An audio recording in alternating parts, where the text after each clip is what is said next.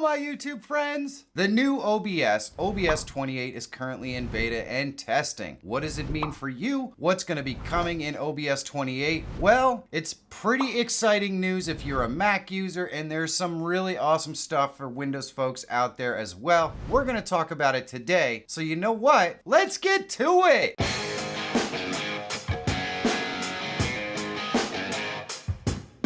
Likes and comments are super easy things that you can do to help push this video to a wider audience. So take a second down below and let me know how I'm doing. And if you're not subscribed, please do. This really does help me continue to make content that helps you. So thanks. Now the first thing you should know about OBS 28 is that it's still in beta.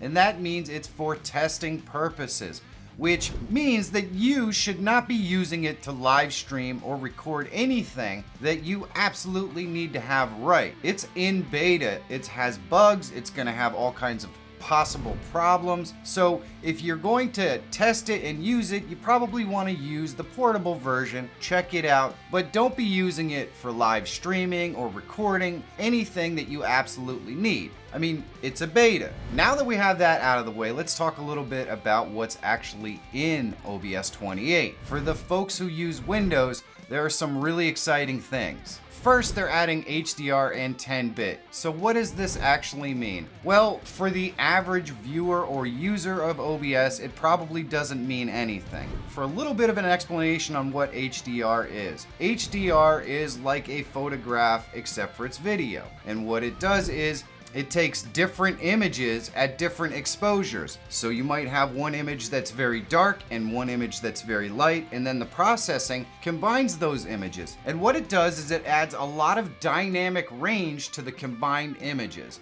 So for those of you who use a camera with a very small aperture or something like that, you notice a lot of the graininess in dark areas. Well, what HDR does is it allows a lot of that to be eliminated by combining a bunch of images at different exposures, thereby taking the best image for each of those dynamic ranges and combining them to eliminate a lot of that stuff. But here's the thing, it's definitely going to require you to have equipment that most people aren't going to be using for their live stream. And so I don't really see HDR becoming a thing that a lot of people are using right off the bat. It's really cool to have, and in the future I think it's going to be something really big, but for right now it's probably not something you're going to be interested in or worried about. OBS 28 is actually updating from Qt5 to Qt6, and most people don't really understand what any of that means, but essentially it means that it's a fully integrated 64-bit platform, and this can have negative consequences for those of you who are using a 32-bit operating system or something like that. And this is also going to cause a lot of the plugins that are written in 32-bit to not function properly in OBS 28. So it's something you're going to keep in mind. Basically what it is it's a full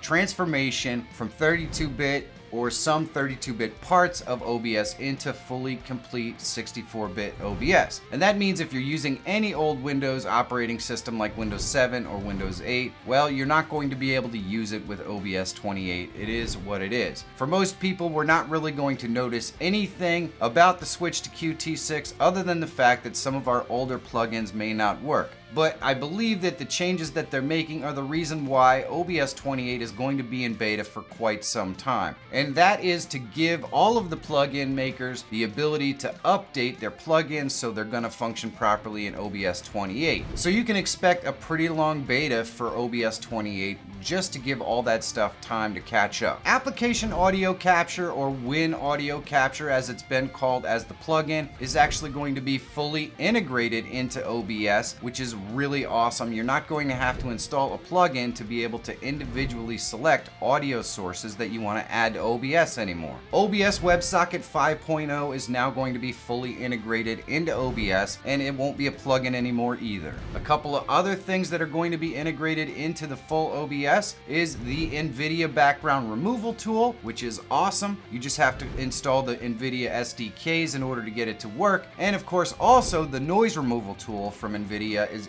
gonna be fully integrated as well. And I think one of the best things is if you are using a webcam in OBS and you go in there and you modify the settings of your webcam, well, those are going to actually be saved from now on, and you're not going to have to go in and fix your webcam every time you start up OBS. And that is really, really awesome. That's been a long time coming, and I'm excited to see that that is finally added to OBS. They've also integrated a new AMD encoder, which is great for the folks that use AMD video cards. And that covers a lot of the major stuff for Windows, but Mac is really getting it laid on thick in this version.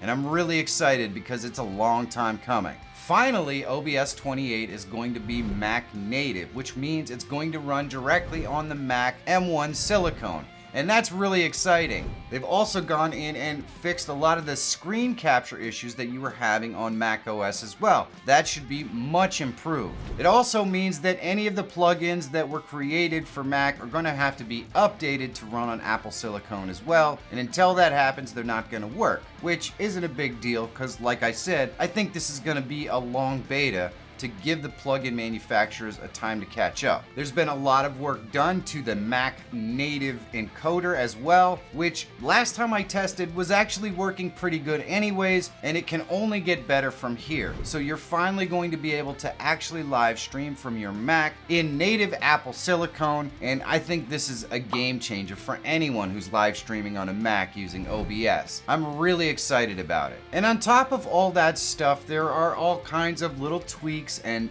things that are going to improve with the new OBS 28. I'm really excited for the full release, but of course, like I said, you don't want to stream with it. You want to wait until it's out of beta. Then, if you install it, all your plugins should be easily updated and things like that. It's going to be a little work and it's going to take a little time, but I really do think it's going to be worth it. I'm really excited about OBS 28. If you have any sort of lag problems on your live streams and you're looking for solutions, you should definitely check this video out. Big thanks to the sponsors that support this channel. You can find their links down below in the description under the heading sponsors. I couldn't possibly do this without them or you. So thanks. And if you're always looking for tools, tips, and tricks that can help make you a better live streamer or YouTuber, subscribe to the channel. My name is Michael Feyrer Jr. Thank you so much for watching. Have a great day, and I'll see you in the next one.